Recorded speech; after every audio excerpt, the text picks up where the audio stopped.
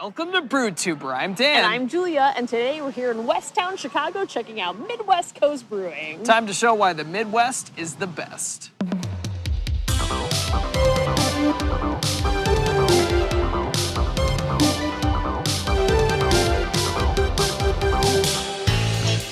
If you like what we do here on BrewTuber, be sure to give us a like and subscribe. Now, to the video.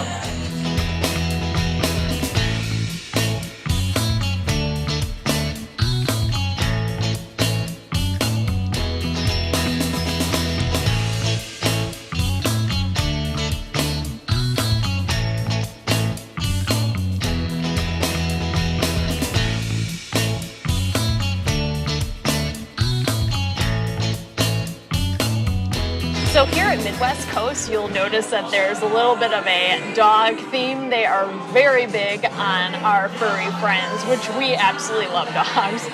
You literally can get your flight in a dog bowl they serve it to you in. I mean, like, crushing that theme all the way through, but also the space itself has a lot of like very nice like wooden exposed beams. It's sleek, there's lots of plants, bright colors. It has a very classy but comfy vibe to it is how I would put it. A lot of like really cool like color schemes too they have going on, especially on their patio as well. So Midwest Coast features 2 spaces currently, but there's a third one coming. I'll talk more about that in a second. So they got the main floor here where they got the taps and everything, as you can see. They also have a patio space outside, which is really cool. It used to be their old parking lot, but they converted it into a new space. And coming up, they're gonna have a rooftop space. Very, very exciting. That was a 4-year process in the making to get that still working. It's still under construction, but it looks awesome. The way it's projected to look looks sick. It looks classy. They'll have a way to open up like the walls or the windows or the beams or whatever it is, okay? So you can get some fresh air as well. It's gonna be super cool. Stay tuned for that, folks. It's definitely worth checking out.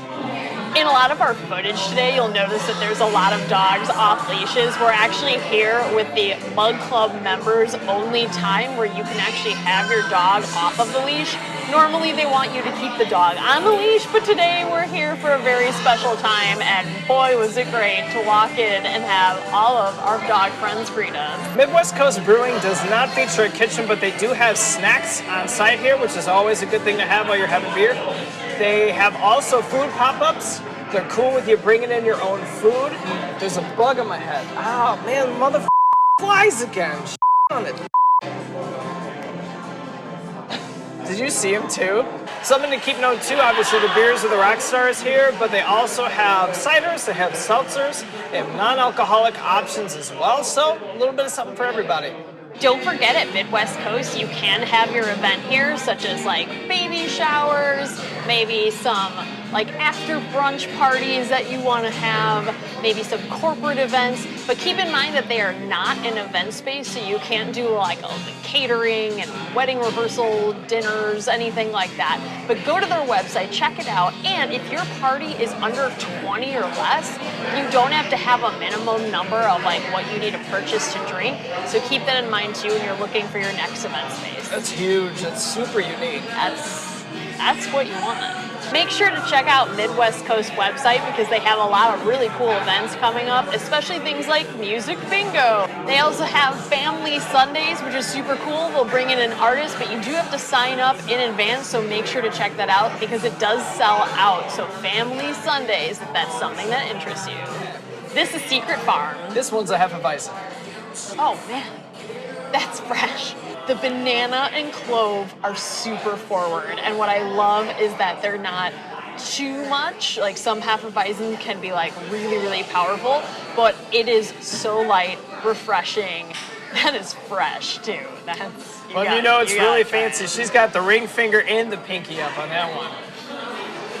That's actually probably one of the best Hefeweizens. This one's called Brick Breaker. This is a blackberry wheat ale. Nice, mild blackberry flavor. I like that it doesn't lean into too tart territory. I really don't like things that are very sour. You all know this if you watch this channel. This is a nice, light sweetness, light tartness, very crisp, very refreshing wheat ale. Like, oh my gosh, it's just heavenly. This is what you want on like a summer date, like a summer night, summer day, really anytime. feel like this is Yeah. awesome. Refreshing. This is Gummy Bandit. This is a blueberry lemon sour ale. That is refreshing. So you obviously get the blueberries and the lemon, and it's not too sour. There's like a nice little sweetness in there too. It has a little zing. There's a little zing coming in at ya, and my goodness, I could just drink many, many of those and be totally great.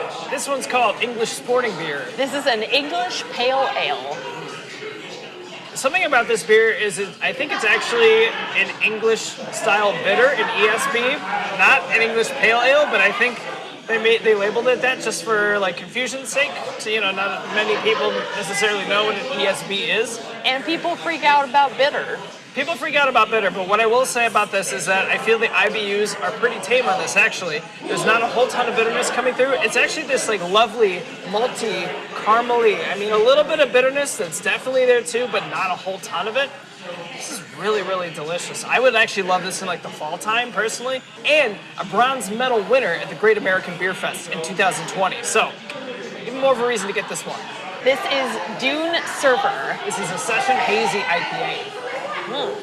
They describe that as a citrusy powerhouse, and that's what it is. You can actually like smell the citrusy like when you're getting it towards your nose, and so you definitely get I get hints of grapefruit, lots of like that lemon zest in there too. But I really like that it has like a nice like tropical light finish to it. This is awesome and super crushable, especially any time of year. It doesn't have to be summer. This one's called Westtown Brown. This is an American brown ale, one of their top sellers here at Midwest Coast. I see why. This is just ridiculously balanced. It's so nice. I mean, from like the nice little maltiness, nice dialed in bitterness. I feel like this does have that classic beer taste. If you're into classic beer tastes, this is the beer for you. Sometimes brown ales are known to have a bit of sweetness. I don't get a ton of sweetness with that. Personally, though, I actually really like that. I don't like that it leans in that sweet territory. It's delicious, though. Definitely want to check out one of their flagship beers. This is Elevator to Nowhere. This is a New England IPA. That is smooth. That's a smooth ride on that elevator because it has all of the wonderful things you can expect about a hazy IPA, right? So it has like your El Dorado, your Idaho 7 hops. It is just a citrusy, wonderful, smooth, coconutty for some reason I get. I don't know why, but it's awesome. You go, Glen Coco. This one's called Extremely Fashionable. This is an Imperial IPA. Something we learned here about Midwest Coast Brewing is that the coast of the name actually comes from the owners themselves, who are from the Bay Area, who came all the way over to Chicago, started their own brewery here. So they always have a West Coast on their menu. And if you're looking for a West Coast, look no further than Extremely Fashionable. This one is fantastic. Nice, smooth, definitely getting tropical flavors, a good balance with the IBUs. I feel like you're getting a nice palate cleanse with that bitterness. It's crushable. It's delicious. It's balanced. Actually, I think you would like this as well. Jules is not normally a West Coast gal. Let's see. Do you like it? I smelled it. Yeah, you It smell smells the really bitterness. good. Oh. Okay. Was not expecting that. I was sort of bracing for the bitterness. And that is almost like a caramely tone to it, for me at least. Like, I mean, I think it's sweeter than any West Coast I've had. That's really good. There is a lot of sweetness up top. That's really, really good. Nice tropical, but then Yeah. like the aromatics just like balance that thing perfectly. That's really Oh good. my gosh. That one. That one. This is Firewatch. This one's an oatmeal stout. So you definitely get a little bit of hints of chocolate, but not a lot. You definitely get a lot of roast, though, which I do appreciate. It has this sort of like nice, nutty quality to it, but it's light.